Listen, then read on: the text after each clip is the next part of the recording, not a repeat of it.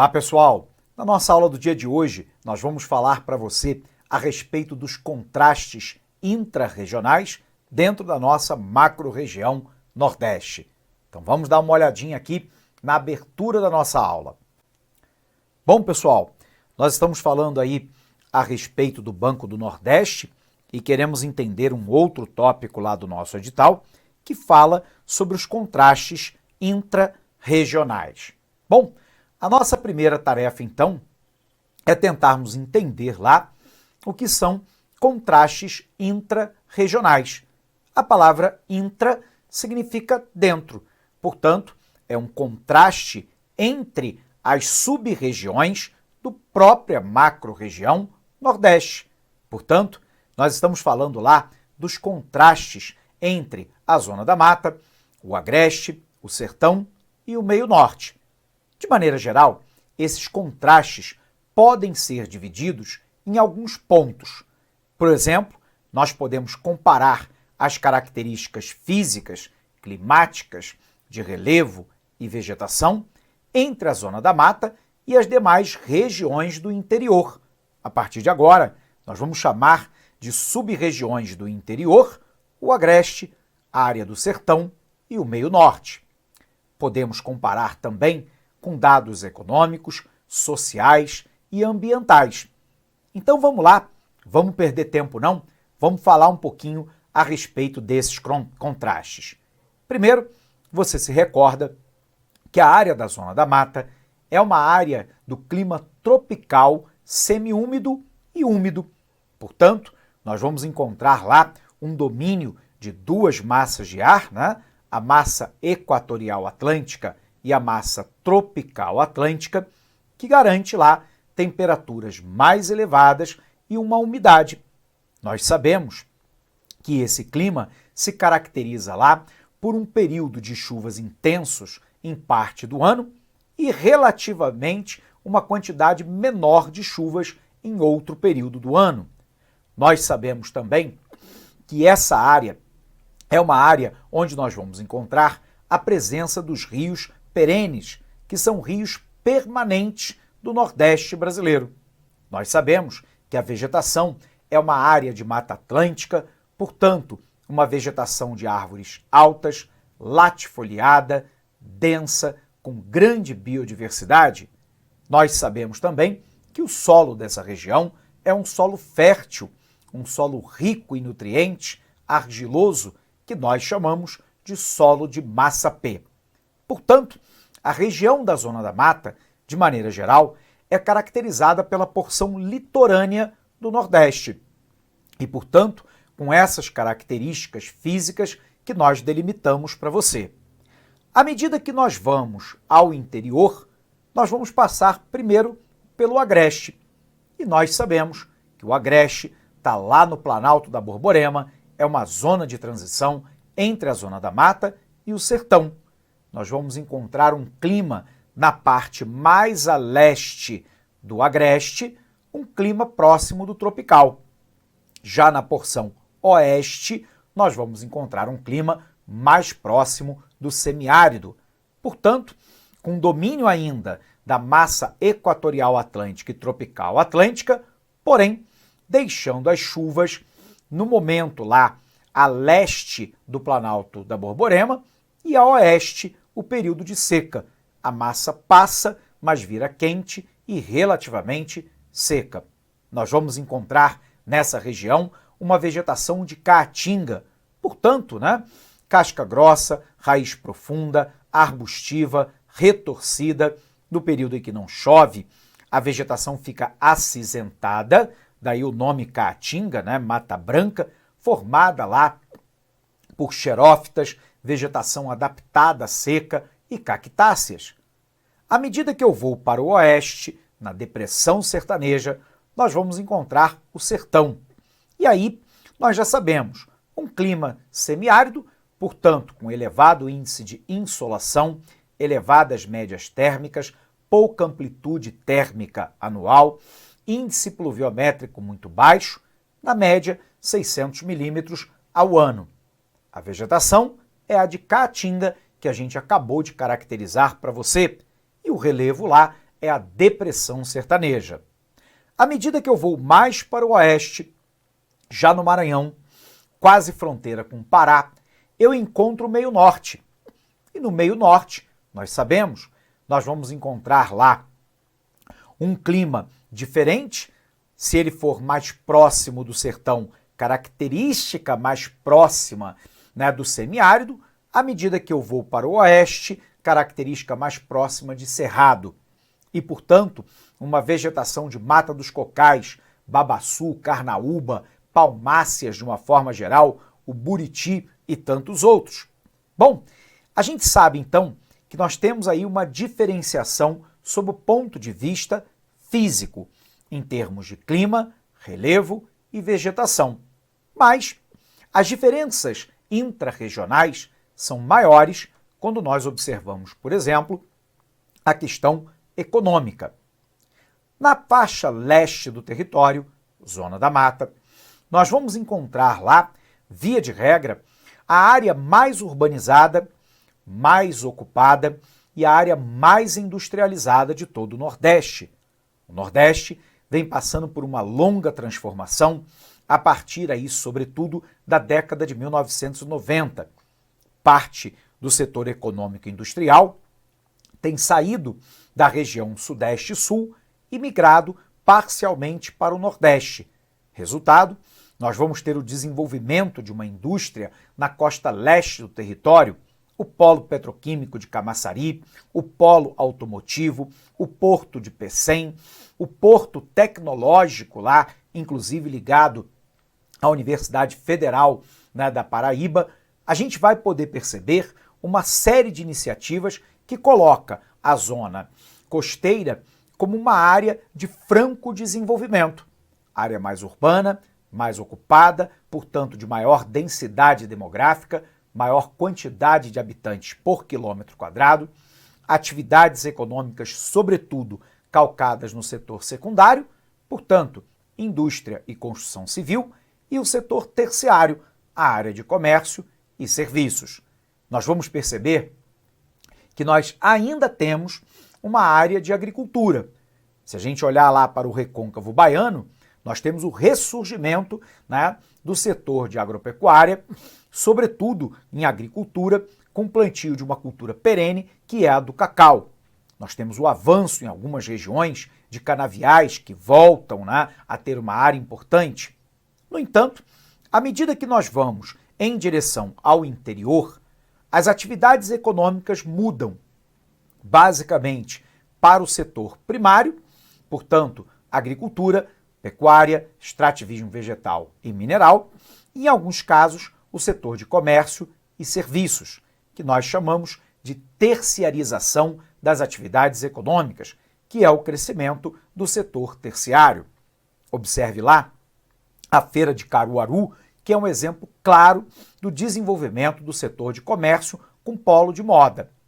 Observe aí, pessoal, que a gente tem, então, características econômicas distintas, né? Nós temos, ao longo do São Francisco, uma agricultura irrigada, de frutas tropicais, voltadas sobretudo para exportação, plantação também que entra de algodão, temos milho, temos soja, temos plantio de uva voltada para a produção de vinho e de suco.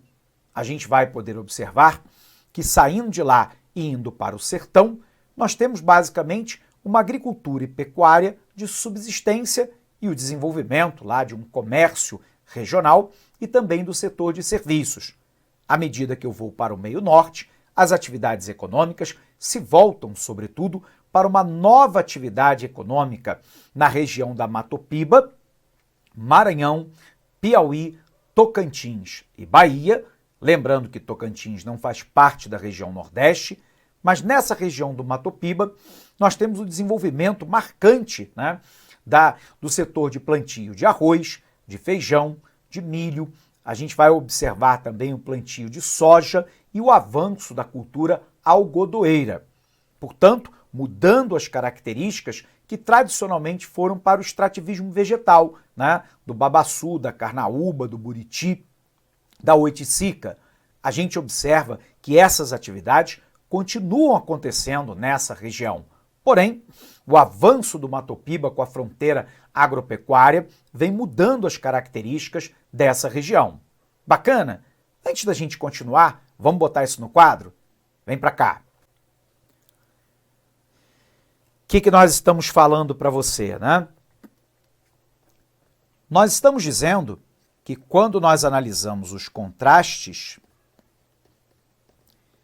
eles podem sê-lo sob o ponto de vista físico, né? E, portanto, explorando aquilo que nós falamos, com o relevo, o clima e vegetação, e daí a nossa caracterização, né, da zona da mata, do agreste, do sertão e do meio norte. Eu posso ter um contraste econômico,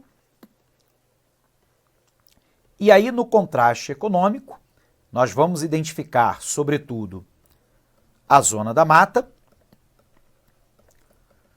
com atividades que ao longo dos últimos anos mudou para o setor secundário, indústria e construção civil, e o setor terciário, comércio e serviços. Enquanto que a área do interior, ainda fortemente calcada, lembrando apenas que nós estamos dizendo aqui interior do agreste, da área do sertão e do meio norte, ainda calcada em atividades do setor primário e também do setor terciário. Então, um setor primário, agricultura, pecuária, extrativismo vegetal e mineral, voltado, sobretudo, para a produção de subsistência. O excedente é normalmente vendido no mercado local ou regional, e o setor terciário com comércio e serviços. Mas eu posso analisar também, pessoal, um contraste de origem social. E aí nós temos que utilizar alguns indicadores. E um bom indicador é exatamente o IDH.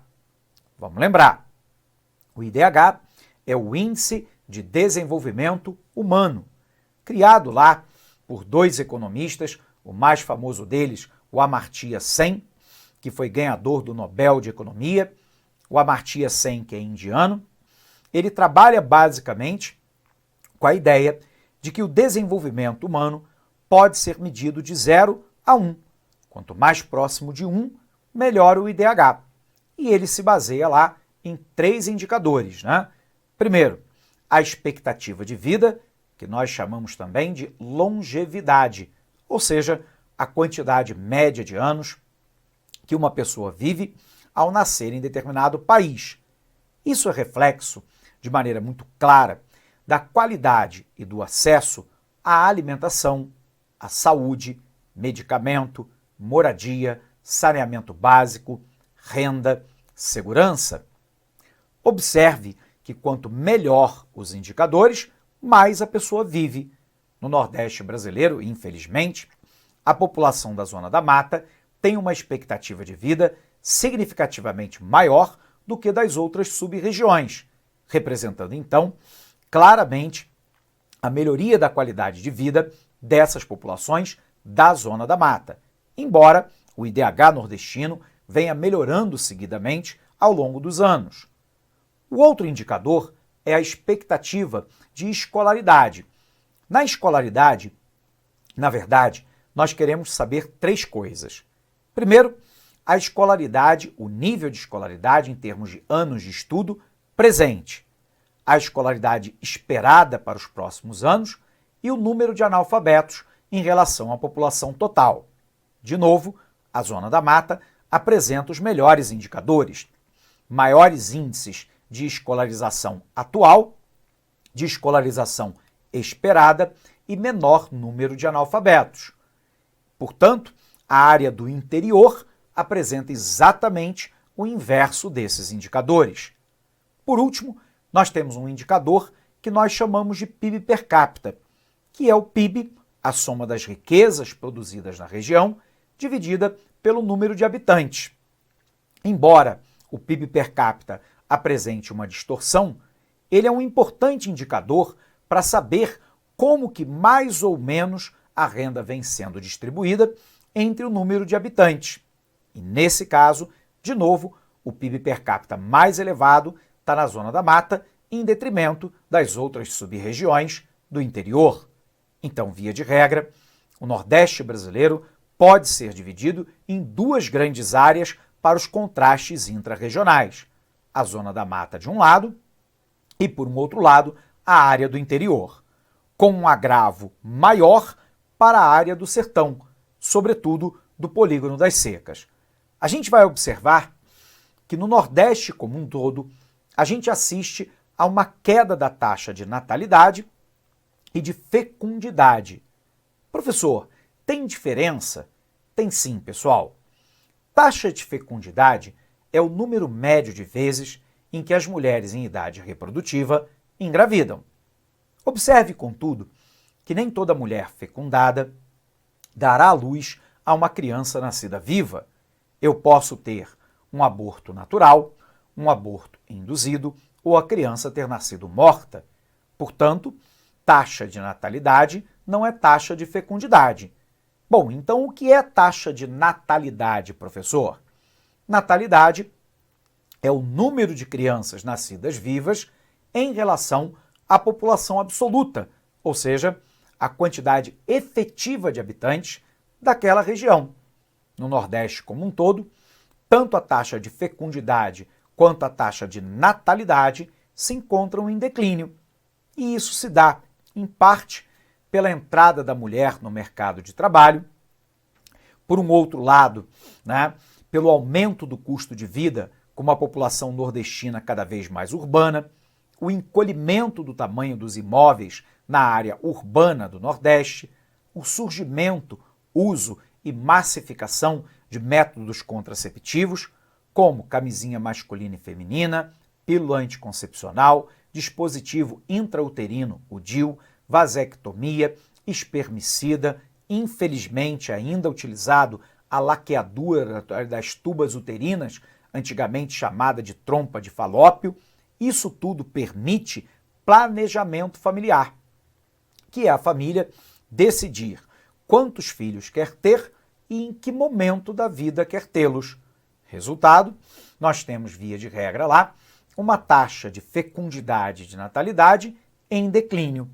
Mas, de novo, observe lá que a taxa ela declina mais acentuadamente na região da Zona da Mata, onde a população, inclusive, tem mais acesso à saúde e à educação do que na área do interior. Outra questão importante é a redução da taxa de mortalidade e o aumento da expectativa de vida, pelos fatores que nós já citamos para você. Legal? Vamos botar isso no quadro? Vem para cá. Então, pessoal, nós temos um indicador importante que é o famoso Índice de Desenvolvimento Humano. Esse índice varia de 0 a 1 e quanto mais próximo de 1, melhor é o IDH. Nós sabemos que há um contraste forte entre a área do interior e a área da Zona da Mata. O primeiro indicador é lá a expectativa de vida, que podemos chamar também de longevidade. O segundo indicador, que é a escolaridade. E o terceiro indicador, que é o PIB per capita. Observe que 2/3 do indicador são indicadores sociais e 1/3 do indicador é um indicador econômico. Perdão, aqui corrigindo, 2/3 sociais e 1/3 é um indicador econômico. Via de regra, o IDH se apresenta como melhor na região da Zona da Mata do que na área do interior. Bom, se é assim, professor, a gente pode dar uma olhada lá no material para a gente poder revisar? Pode e deve. Então vamos lá, vamos conferir isso com você. Bom, quando a gente analisa aí os contrastes intrarregionais, nós podemos falar, por exemplo, lá do contraste de ordem física. A região Nordeste apresenta diferentes aspectos climáticos dentro do país e na própria região. Na faixa litorânea, o clima é quente e úmido. Na proximidade da floresta amazônica, no Maranhão, a oeste e interior, apresenta um clima semiárido, com predominância de longos períodos secos. Então, o primeiro contraste de ordem física é entre a vegetação de Mata Atlântica, típica da Zona da Mata, e aquela, por exemplo, entre o Agreste e a área do Sertão. Vamos observar também que há lá uma forte discrepância na concentração demográfica, na quantidade de habitantes por quilômetro quadrado. Então, outra discrepância é em relação à população, mais precisamente na distribuição geográfica, que é extremamente irregular, pois ocorre uma grande concentração populacional no litoral, onde estão localizados os principais centros urbanos e, automaticamente, os meios de produção e emprego, e no interior, a quantidade de habitantes é muito restrita, uma vez que o clima nesses locais é muito seco e apresenta diversidades. Observe lá que quanto mais escuro, maior é a densidade demográfica. No Nordeste, a densidade demográfica é, sobretudo, aqui nessa costa leste do território, que é exatamente a área da Zona da Mata. E é por isso que nós havíamos dito para você, só corrigindo aqui, por isso que nós havíamos dito para você que a área da Zona da Mata, voltando aqui, é a área mais ocupada, é a área mais industrializada e a área mais urbanizada do Nordeste. A renda é uma outra questão.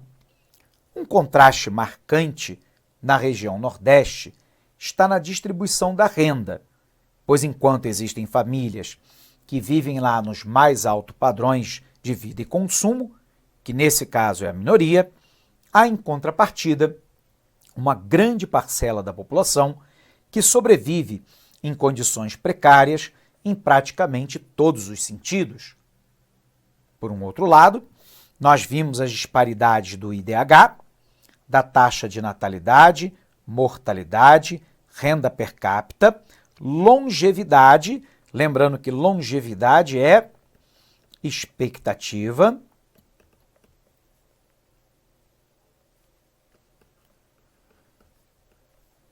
de vida, ou seja, a quantidade média de anos que uma pessoa vive ao nascer em determinada localidade.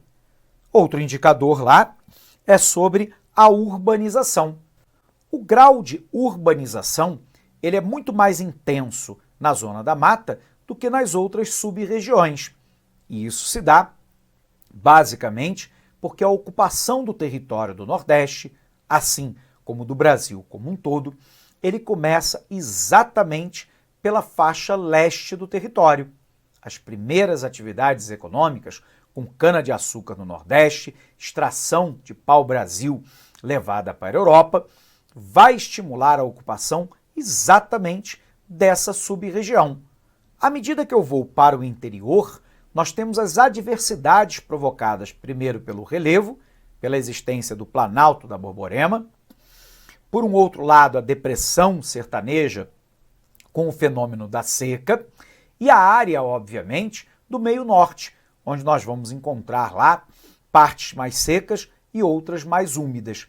Via de regra, então, a ocupação urbana é muito maior na Zona da Mata do que no interior. Sob o ponto de vista da economia, nós também já falamos. Nós temos 3 setores da economia, né?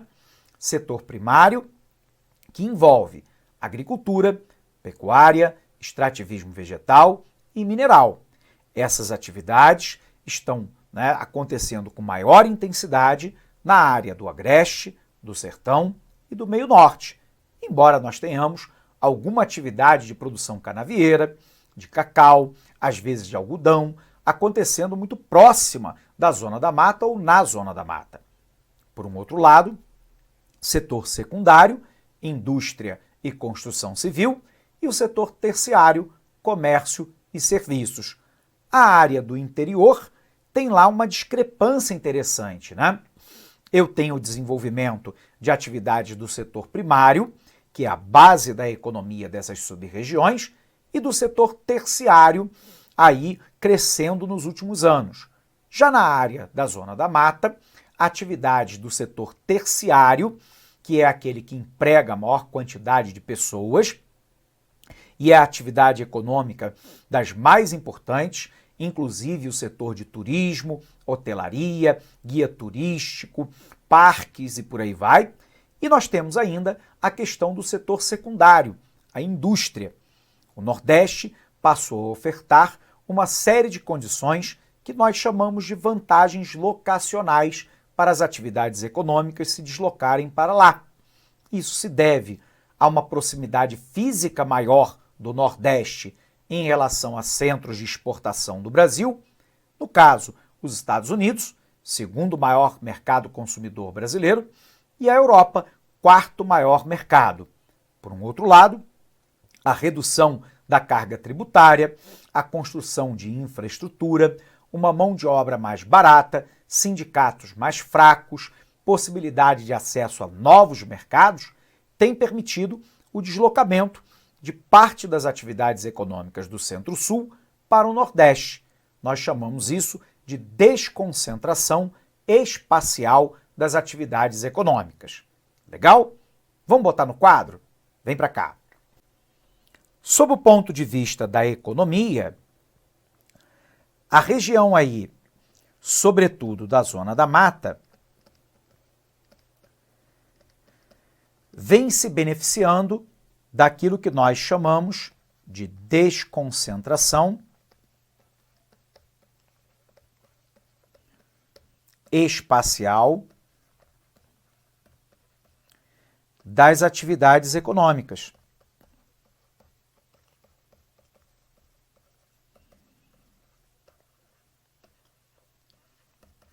E aí, sobretudo da região centro-sul do país, em direção ao Nordeste.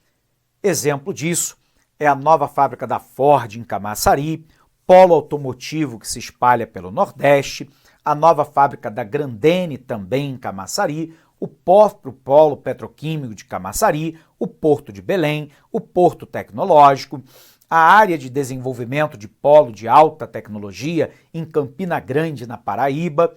Portanto, são atividades que a desconcentração espacial das atividades econômicas no Brasil acaba causando. Bom, se é assim, pessoal, a gente consegue, então, encerrar mais essa aula com você.